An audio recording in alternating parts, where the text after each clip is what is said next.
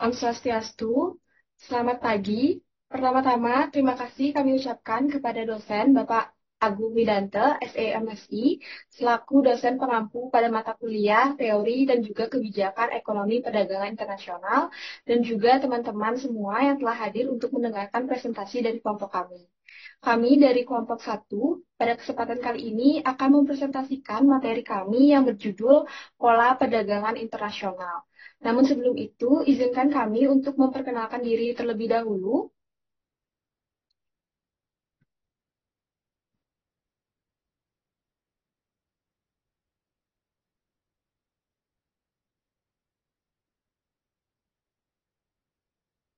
Perkenalkan, nama saya Dewa Ayu Destarosa dengan 3 digit NIM terakhir 012 dan rekan saya.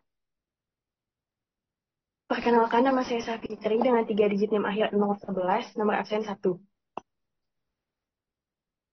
Adapun submateri yang akan kami bahas pada presentasi kali ini, yang pertama, pengertian perdagangan internasional. Yang kedua, faktor pendorong dan penghambat perdagangan internasional.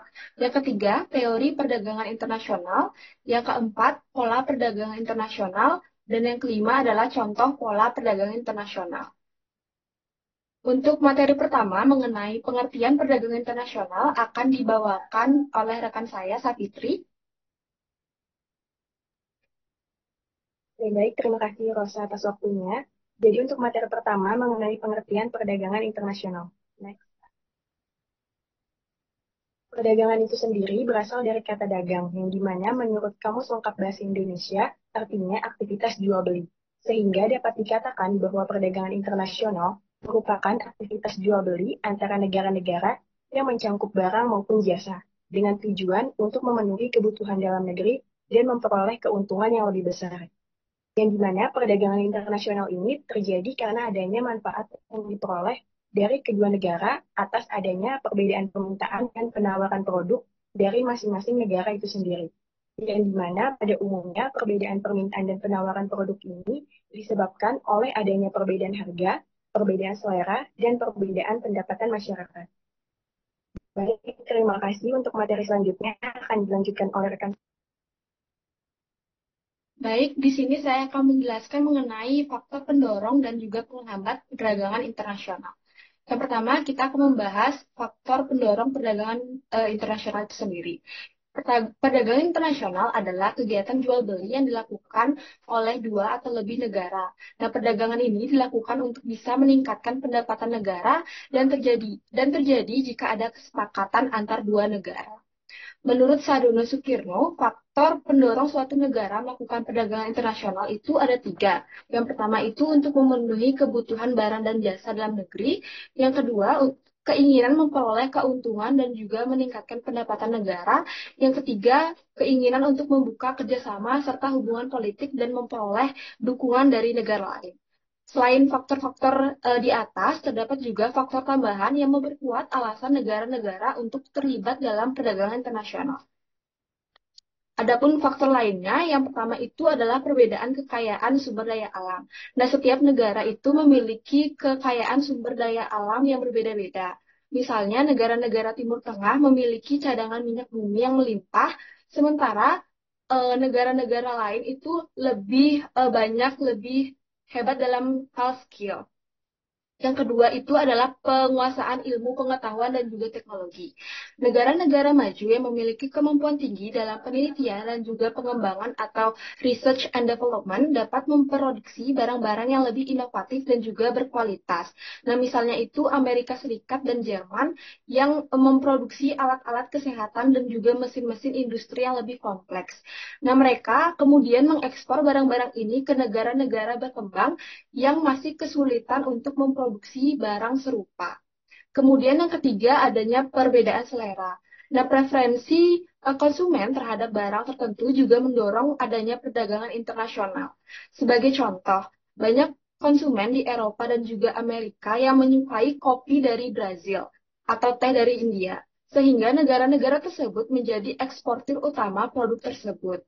Nah, sebaliknya, negara-negara di Asia seringkali mengimpor makanan olahan seperti keju dan juga daging dari negara-negara barat karena perubahan selera konsumen yang ingin mencoba produk-produk internasional. Lalu yang keempat adanya perbedaan iklim. Nah, iklim yang berbeda memungkinkan negara untuk memproduksi barang-barang tertentu yang tidak biasanya diproduksi di negara lain. Misalnya buah-buahan tropis seperti pisang dan nanas hanya bisa tumbuh di daerah dengan iklim tropis seperti Indonesia, Filipina, ataupun Amerika. Dan negara-negara dengan iklim yang lebih dingin seperti Kanada dan juga Rusia mengimpor buah-buahan ini untuk memenuhi permintaan pasar domestik mereka.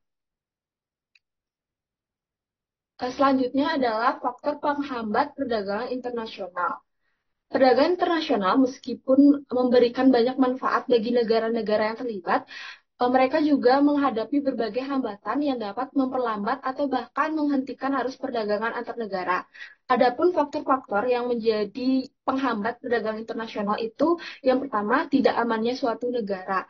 Ketidakamanan baik yang disebabkan oleh konflik bersenjata dan terorisme maupun ketidakstabilan ekonomi dapat menghambat perdagangan internasional. Yang kedua, adanya perbedaan mata uang antar negara. Nah, perbedaan mata uang antar negara ini dapat menghambat dalam perdagangan internasional karena risiko nilai tukar mata uang tersebut. Ketika dua negara menggunakan mata uang yang berbeda, setiap transaksi perdagangan harus melalui proses pertukaran mata uang yang dapat menambah risiko dan juga biaya. Yang ketiga adalah tidak stabilnya kurs mata uang asing. Nah, fluktuasi nilai mata uang asing dapat menjadi hambatan besar dalam perdagangan internasional. Nah, ketidakstabilan ini dapat membuat biaya perdagangan menjadi tidak dapat diprediksi dan dapat merugikan baik dari sisi eksportir maupun sisi importir. Yang keempat itu ada pembayaran antar negara sulit dan resikonya itu besar. Nah, perdagangan internasional ini melibatkan transaksi keuangan lintas batas yang dapat menimbulkan berbagai risiko, seperti penipuan, gagal bayar, atau regulasi keuangan antar negara yang memperumit proses pembayaran. Nah, selain itu, risiko seperti volatil, volatilitas mata uang, perubahan kebijakan pemerintah, atau pembatasan modal dalam hal tersebut dapat menghambat pembayaran antar negara. Kemudian yang kelima adalah kualitas sumber daya yang rendah. Nah, kualitas sumber daya manusia dan juga infrastruktur yang rendah dapat menjadi hambatan signifikan dalam perdagangan internasional. Jika sebuah negara tidak memiliki tenaga kerja yang terampil, baik dari segi infrastruktur yang memadai, maka mereka akan kesulitan untuk memproduksi barang yang kompetitif atau mengirimkan barang yang lebih efisien, di mana hal ini dapat menyebabkan biaya produksi yang tinggi serta mengurangi daya saing produk negara tersebut di pasar internasional. Kemudian yang terakhir, adanya kebijakan ekonomi internasional yang dilakukan oleh pemerintah. Nah, kebijakan ekonomi internasional yang diterapkan oleh pemerintah suatu negara dapat mempengaruhi perdagangan dengan cara yang signifikan. Kebijakan ini mencakup berbagai tindakan dan regulasi yang diambil untuk mengatur arus barang, jasa, dan juga investasi antar negara. Contohnya itu adalah penerapan kebijakan tarif, kuota, dan juga regulasi yang ketat. Kemudian teori perdagangan internasional akan dijelaskan oleh teman saya. Baik, terima kasih. Materi selanjutnya mengenai teori perdagangan internasional.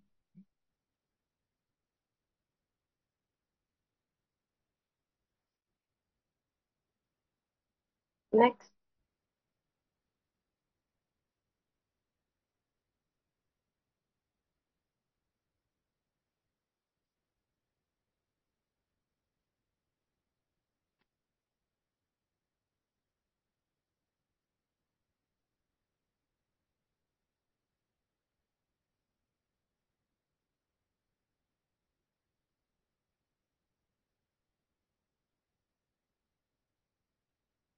Baik, untuk teori yang pertama itu ada teori keunggulan mutlak, yang dimana teori ini dikemukakan oleh Adam Smith dalam bukunya yang berjudul Wealth of Nations pada tahun 1776, yang dimana menurut teori keunggulan mutlak, suatu negara memiliki keunggulan mutlak jika dapat memproduksi barang atau jasa lebih efisien, dalam artian menggunakan lebih sedikit sumber daya dibandingkan dengan negara lainnya. berdasarkan tabel 2.1, yaitu tabel hipotesis keunggulan mutlak, yang dimana terdapat dua negara, yaitu Jepang dan Cina, yang sama-sama memproduksi barang, yaitu mobil dan sepeda. Yang dimana negara Jepang dalam memproduksi satu unit mobil memerlukan 2 jam kerja. Dan sedangkan negara Cina dalam memproduksi satu unit mobil memerlukan 3 jam kerja. Sedangkan negara Jepang dalam memproduksi satu unit sepeda memerlukan 4 jam kerja, dan negara Cina dalam memproduksi satu unit sepeda memerlukan 2 jam kerja. Sehingga berdasarkan hipotesis di atas, maka dapat disimpulkan bahwa negara Jepang memiliki keunggulan mutlak atau absolut dalam memproduksi mobil. Hal ini dikarenakan waktu produksinya lebih sedikit, yaitu 2 jam, dibandingkan 3 jam di negara Cina. Sedangkan negara Cina memiliki keunggulan mutlak atau absolut pada produksi sepeda. Hal ini dikarenakan waktu dalam memproduksi sepeda di negara Cina itu membutuhkan 2 jam kerja, yang dimana hal ini lebih sedikit dibandingkan waktu kerja yang dibutuhkan oleh Jepang, yaitu 4 jam kerja. Next. Selanjutnya yaitu teori keunggulan komparatif, yang dimana teori ini diperkenalkan oleh David Ricardo, yang menyatakan bahwa perdagangan internasional tidak harus bergantung pada keunggulan mutlak, tetapi pada keunggulan komparatif. Artinya, suatu negara sebaiknya berspesialisasi dalam produksi barang atau jasa yang dapat diproduksi dengan biaya peluang yang lebih rendah dibandingkan dengan negara lain. Yang dimana berdasarkan tabel 2.2, yaitu terdapat jumlah jam kerja untuk memproduksi satu unit barang. Di sini masih menggunakan contoh Jepang dan Cina, di mana langkah pertama yang harus diambil itu dengan menghitung biaya kesempatan masing-masing negara. Untuk menghitung biaya kesempatan negara Jepang dalam memproduksi satu unit mobil, maka dengan cara 2 per 4 sama dengan 0,5 unit sepeda. Dan sedangkan untuk biaya kesempatan memproduksi satu unit sepeda di negara Jepang, yaitu 4 per 2 atau sama dengan 2 unit mobil. Langkah kedua itu menghitung biaya kesempatan negara Cina, yang dimana biaya kesempatan untuk memproduksi satu unit mobil sama dengan 3 per 2 atau 1,5 unit sepeda. Dan biaya kesempatan memproduksi satu unit sepeda sama dengan 2 per 3 atau sama dengan 0,6 mobil. Yang dimana berdasarkan tabel di atas, maka analisis keunggulan komparatifnya adalah bahwa negara Jepang memiliki keunggulan komparatif dalam produksi mobil. Karena hal ini biaya kesempatan untuk memproduksi mobil lebih rendah dibandingkan dengan sepeda. Sedangkan negara Cina memiliki keunggulan komparatif pada produksi sepeda. Hal ini dikarenakan biaya kesempatan untuk memproduksi sepeda lebih rendah dibandingkan dengan mobil. Yang dimana dengan melakukan spesialisasi sesuai dengan keunggulan komparatif, maka kedua negara akan dapat memanfaatkan perdagangan untuk saling memenuhi kebutuhannya. Yang dimana hal ini nantinya akan meningkatkan efisiensi dan mendapatkan lebih banyak barang daripada jika masing-masing negara memproduksi kedua barang itu secara bersamaan. Terima kasih. Untuk materi selanjutnya akan dilanjutkan oleh rekan saya.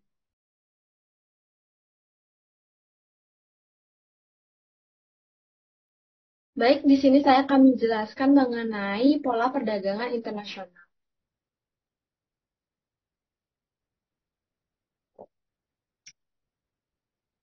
Baik, pola perdagangan internasional adalah gambaran kompleks tentang bagaimana negara-negara di seluruh dunia itu berinteraksi melalui proses jual beli baik barang dan jasa. Dalam konteks ini, para ekonom itu harus yakin bahwa teori yang mereka gunakan untuk menganalisis pola perdagangan tersebut sudah cukup kuat untuk dapat menjelaskan fenomena yang terjadi di lapangan. Nah, salah satu contoh yang paling jelas dari pola perdagangan adalah bagaimana faktor alam seperti iklim dan ketersediaan sumber daya dapat mempengaruhi produk yang akan diekspor oleh suatu negara tersebut. Nah, David Ricardo, seorang ekonom Inggris pada awal abad ke-19 memperkenalkan teori keunggulan komparatif yang menyatakan bahwa negara sebaiknya fokus pada produksi barang yang dapat mereka hasilkan dengan biaya yang lebih rendah dibandingkan dengan negara lain. Dalam analisis pola perdagangan internasional, penting untuk melihat contoh konkret. Nah, misalnya ini ada pada tabel 2.4, yang mana dari tabel ini menunjukkan bahwa bagaimana Jepang itu fokus pada produk-produk dengan teknologi tinggi seperti memproduksi mobil, elektronik, dan mesin. Sedangkan Amerika Serikat akan mengekspor barang yang bervariasi, termasuk pesawat terbang dan juga produk pertanian. Nah, kedua negara ini akan saling mengimpor barang untuk saling melengkapi dan menunjukkan hubungan timbal balik yang penting dalam perdagangan internasional. Dengan demikian, pola perdagangan internasional tidak hanya mencerminkan kondisi ekonomi masing-masing negara, tetapi juga menciptakan saling ketergantungan yang mendalam antar mereka.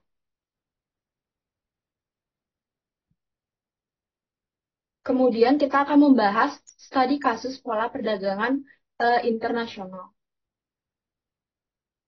Di sini kita akan membahas mengenai ekspansi ekonomi Tiongkok yang mempengaruhi hubungan perdagangan dengan Amerika Serikat dan Eropa dari tahun 2000 sampai 2017, serta dampaknya terhadap perekonomian global. Nah, pola perdagangan internasional telah mengalami transformasi yang signifikan seiring dengan perkembangnya perekonomian global. Nah, salah satu perubahan terbesar dalam 2 dekade terakhir adalah ekspansi Tiongkok yang telah mengubah peta perdagangan dunia. Tiongkok yang sebelumnya memiliki peran terbatas dalam perdagangan internasional, kini muncul sebagai salah satu kekuatan ekonomi utama. Nah, perubahan ini mempengaruhi banyak negara, termasuk Amerika Serikat dan juga negara-negara Eropa, di mana terjadinya peningkatan signifikan dalam volume perdagangan dengan Tiongkok. Kemudian, ekspansi ekonomi Tiongkok sejak awal abad tahun ke-21 telah membawa dampak besar terhadap pola perdagangan global yang menjadikan Tiongkok sebagai pusat manufaktur dunia. Nah, perdagangan Tiongkok ini dengan Amerika meningkat dari 8,8% pada tahun 2000 sampai 2002 menjadi 20% pada periode 2015 hingga 2017.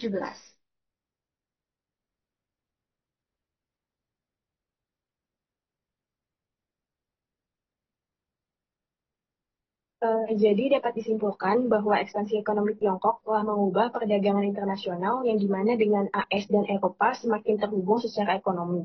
Hal ini tentunya memberikan manfaat produk murah, namun juga menimbulkan tantangan ketergantungan.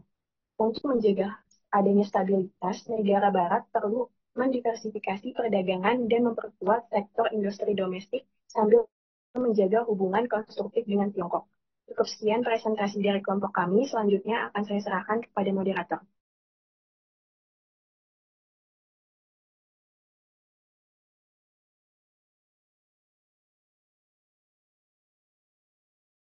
Baik, untuk sesi selanjutnya yaitu sesi tanya jawab. Nah, apabila dari teman-teman memiliki pertanyaan, dapat mengajukan pertanyaan dan menulis pertanyaannya melalui grup WhatsApp yang sudah tersedia. Baik, sekian presentasi dari kelompok kami. Kami mohon maaf apabila ada salah kata yang kami ucapkan selama presentasi. Kami tutup dengan terima kasih. Selamat pagi.